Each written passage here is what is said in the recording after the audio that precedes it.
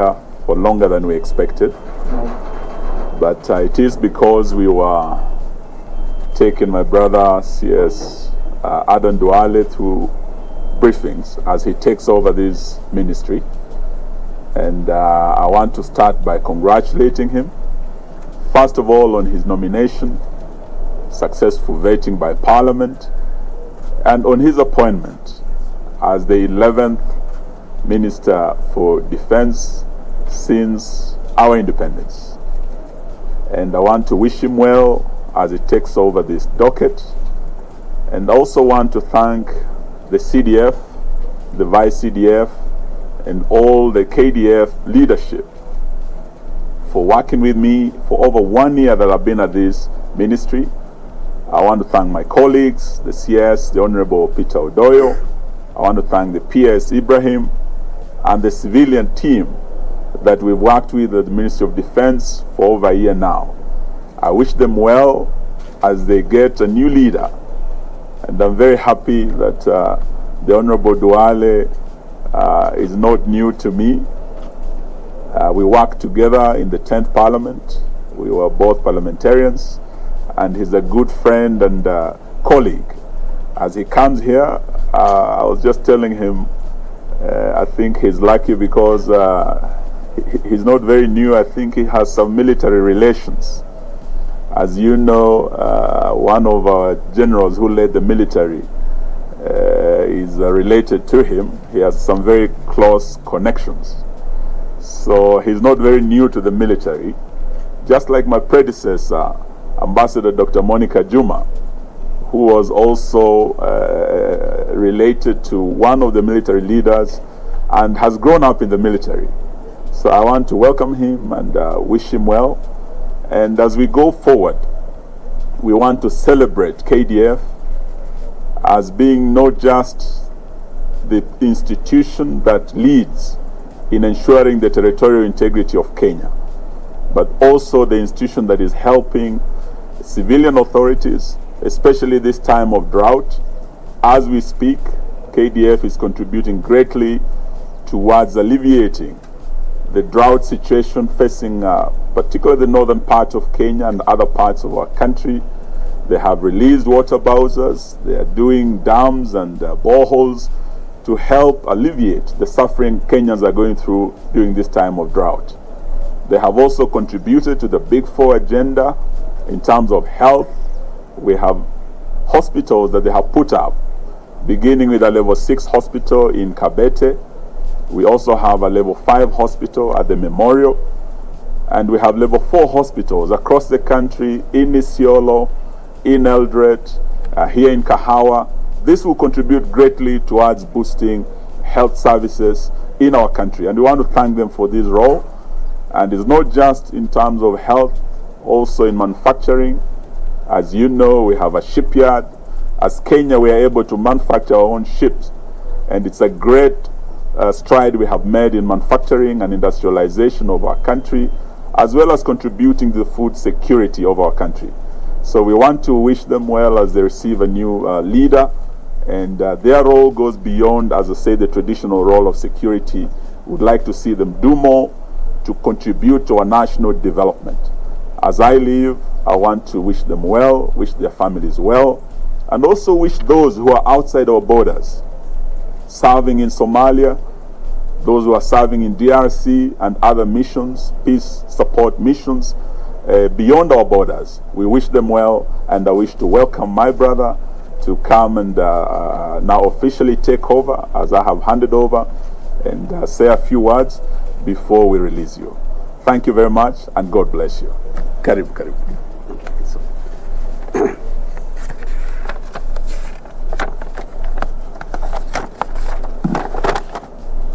Thank you, CS Wamalwa, for graciously welcoming me and the rest of the team to the Defense Headquarters.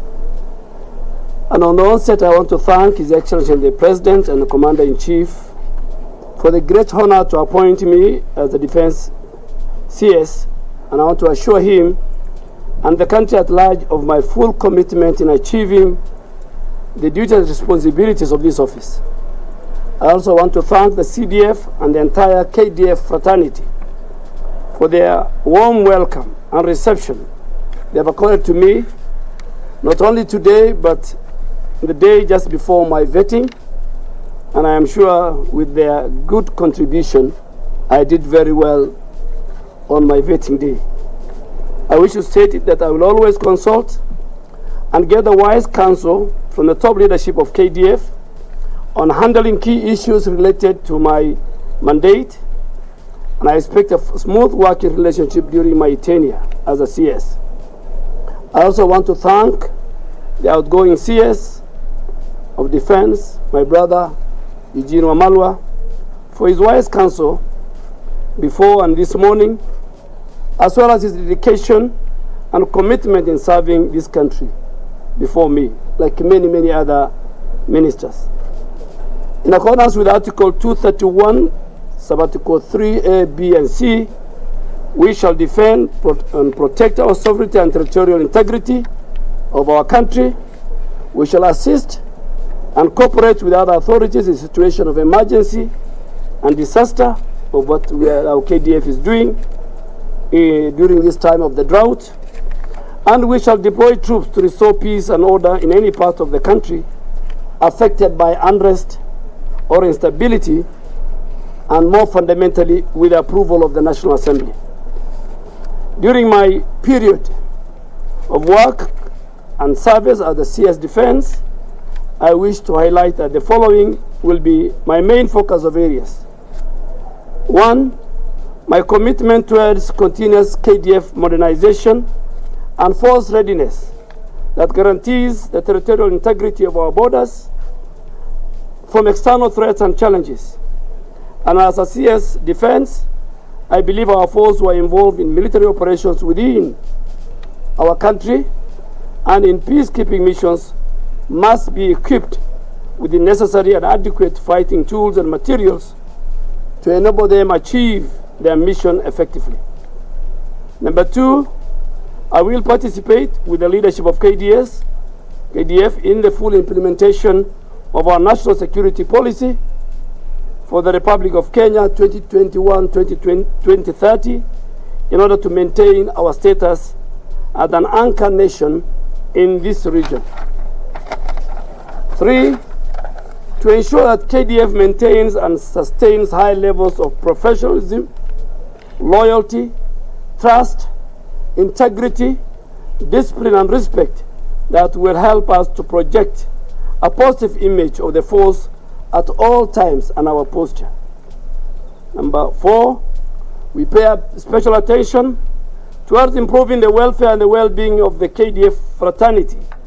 And this is in terms of their condition of service, their housing, their medical schemes, and of course ask Parliament for more budgetary allocation and approval.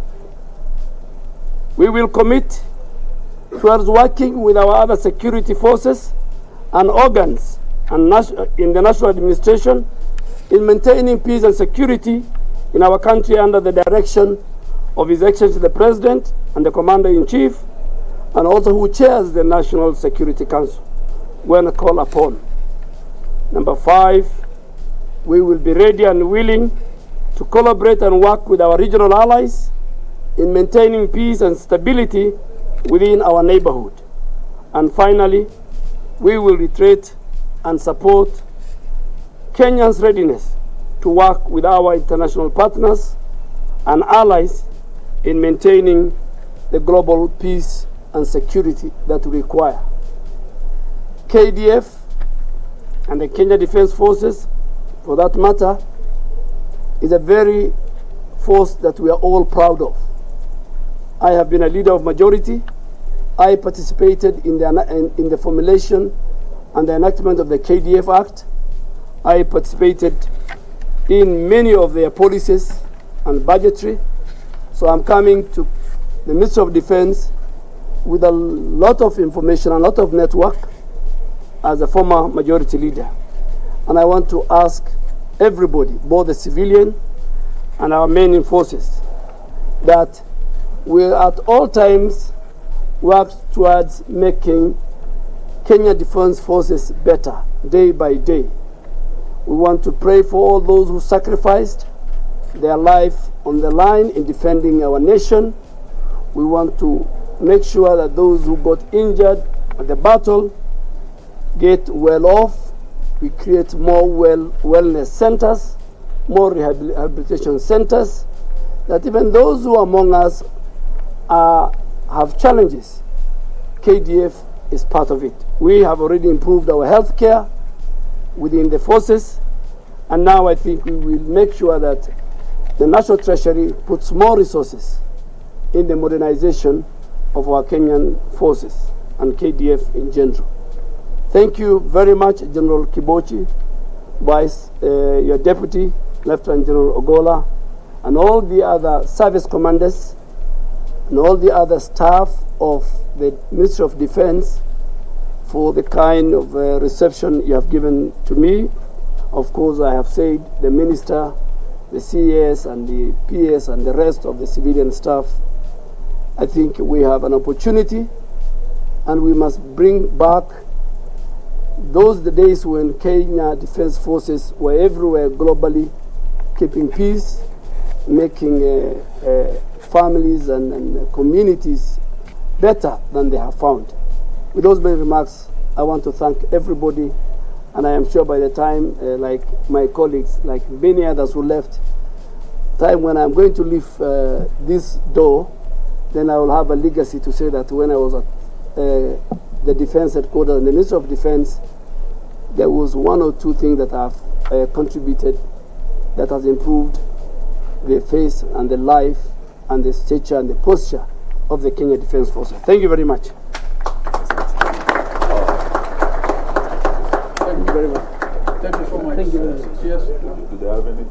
Thank you so much. Do you take Yes, anything? I think maybe we.